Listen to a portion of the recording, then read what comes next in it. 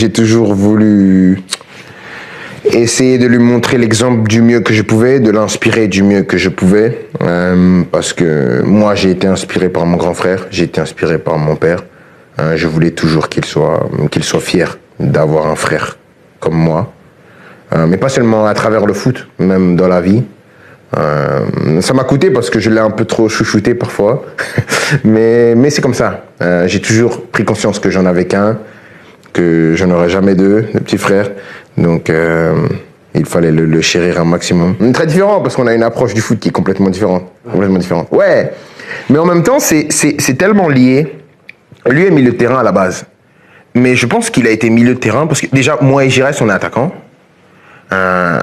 Et que, en fait, quand il était petit, quand on s'entraînait, et comme il était tout petit, il ne pouvait pas s'entraîner avec nous, il a toujours été là pour donner les ballons.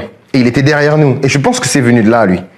Parce qu'il a toujours été celui que... Mon père le mettait souvent quand il était petit, il avait 6, 7 ans, 7. Il venait, il nous donnait les ballons, et nous on jouait.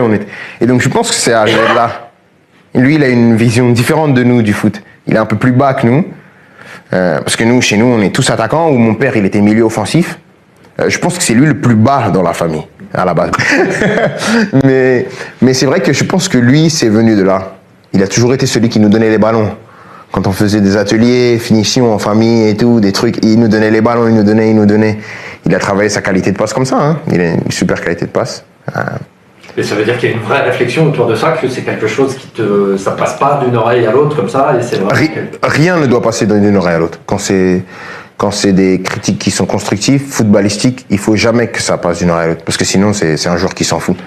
Et un joueur qui s'en fout... Mais je pense que toutes les critiques constructives que j'ai eues dans ma carrière, après bien sûr pour un gars comme moi il faut faire le tri, hein, parce que pour les joueurs comme moi on rentre vite dans la caricature, parce qu'en plus ça vend, donc c'est quelque chose qui donnera toujours de la lumière aux gens.